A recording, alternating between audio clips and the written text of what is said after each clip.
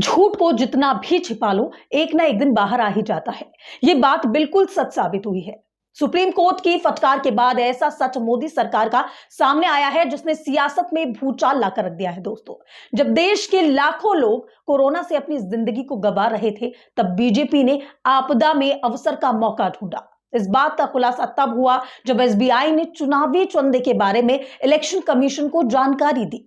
इस जानकारी में ऐसे ऐसे खुलासे हुए हैं जिसने सरकार पर सवालिया निशान खड़े कर दिए हैं।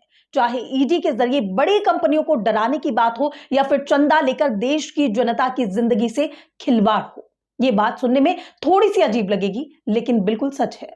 भारत के इतिहास में सबसे बड़ा घोटाला हुआ है जिसने लोकसभा चुनाव से पहले हाहाकार मचाकर रख दिया है। यहां तक कोरोना काल में जिस वैक्सीन को करोड़ों देशवासियों को लगाया गया, उसके नाम पर भी बड़ा फ्रॉड हुआ है, जिसकी सच्चाई आज इस खबर में आपको बताते हैं। दरअसल कोरोना काल में भी आपदा का अवसर मोदी के साथियों ने अपनाया है, जिसकी सच्चाई चुनावी बॉन्ड के जरिए देश के सामने आई है।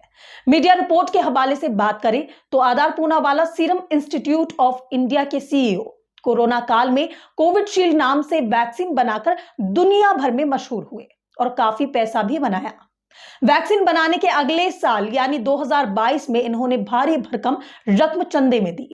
48 घंटे के भीतर 50 करोड़ रुपए दे दिए। 15 दिन बाद और 2.5 करोड़ रुपए दिए। प्रूडेंट चुनावी ट्रस्ट ने 52.2 करोड़ रुपए की यहां कुल रकम एक ही बार में बीजेपी को सौंप दी। ये जानकारी समाचार एजेंसी रॉयटर्स ने प्रूडेंट के इलेक्टोरल ट्रस्ट की ओर से चुनाव आयोग को सौंपी रिपोर्ट का विश्लेषण कर जारी की है। रॉयटर्स ने 2019 से 22 के बीच हुए 18 लेन देन की जांच की। इससे पता चलता है कि कोरोना काल में जहां अर्थव्यवस्था कमजोर पड़ी थी, वहां कॉरपोरेट घरानों से मिलने वाले चंदों से भाजपा का खजाना भर रहा था। इस सच्चाई के सामने आते ही हाहाकार मचा हुआ है। अब सोचिए, इलेक्टोरल बॉन्ड के जरिए बीजेपी की संपत्ति कितनी बढ़ गई। हालांकि जैसे ही ये सच सामने आया, सोशल मीडिया पर भी हाहाकार मचा है। तमाम लोगों ने कई बड़े सवाल उठाए हैं। कांग्रेस ने ट्वीट करते हुए लिखा है कि चुनावी बॉन्ड भारत के इतिहास का सबसे बड़ा घोटाला है।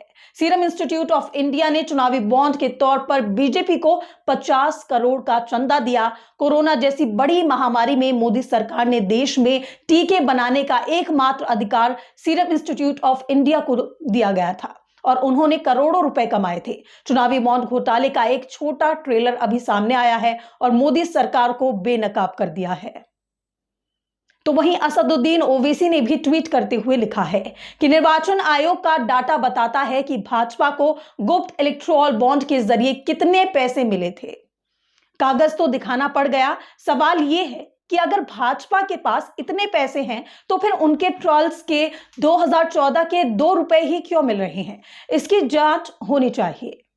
तो वहीं एक और यूजर ने लिखा है कि इंडिया में रहना है तो मोदी मोदी कहना होगा, कमाई का हिस्सा मोदी को ही देना होगा। प्यार से नहीं दोगे तो जबरदस्ती लेंगे, यूं ही आराम से तुम्हें जीने नहीं देंगे। आखिर वसूली गैंग के कारनामे बाहर आ रहे हैं। इंजेक्शन जबरदस्ती सबको दिलवाकर करोड़ों लोगों का जीवन बर्बाद कर दिया। तो वहीं एक और अन्य यूजर ने ट्वीट किया और लिखा है कि पहले चंदा लिया, फिर सबको जबरदस्ती वैक्सीन लगवाई, बोला कि फ्री है, लगवा लो, अपने लोग हैं तो ही फ्री में जहर मिले तो स्टॉक करके रख ले। अब हुआ ये कि जनता से पैसा नहीं लिया, लेकिन जनता के नाम पर चंदा देने वाले को दे दिया। अब सबको एसएमएस में ही टीके लगे थे और हर एसएमएस का पैसा दिया गया सीरम इंस्टीट्यूट को। मजा आ गया भाई। तो वहीं एक और यूजर ने कंपनी को आड़े हाथों लेते हुए लिखा है कि ये वही कंपनियां हैं जो आम जनता को रोजगार देती हैं। कंपनियों का दिवाला निकलने पर उसके कर्मचारियों की संपत्ति से भरपाई नहीं की जाती। कर्मचारी तो झोला उठाकर चल देता है। कर्मचारी और कंपनी दोनों एक दूसरे पर निर्भर हैं और हमेशा रहेंगे। रही बात चंदे की, तो कंपनी अपने फायदे के लिए देती है। ईडी ने फ्यूचर गेमिंग नाम की कंपनी के खिलाफ 400 करोड़ रुपए के हेरफेर की जांच शुरू की। कंपनी ने उसी बीच 100 करोड़ की चुनावी चंदा दे दिया। फ्यूचर गेमिंग की जांच का क्या हुआ? आप जानते ही हैं। इसी तरह सीरम इंस्टीट्यूट ऑफ इंडिया के मालिक पूनावाला ने 18 अगस्त 2022 को 50 करोड़ चंदा दे दिया। 22 अगस्त को मोदी ने उनसे मुलाकात की और फिर कोविड वैक्सीन बनाने और बेचने के सारे अधिकार सिर्फ उनकी कंपनी को मिले और देश में पहली बार कोई वैक्सीन लगाने के लिए जनता से पैसे वसूले गए। जब देश की जनता महामारी की चपेट में थी, जब लाखों लोग हर दिन जान गंवा रहे थे, भाजपा लूटने में मग्न थी। अब बीजेपी राज में किस तरह से चुनावी चंदे के नाम पर घोटाले हुए हैं, वो भी अब आपके सामने है। इस वीडियो के जरिए आप समझ सकते हैं कि कैसे देश में घोटाले किए जा रहे हैं।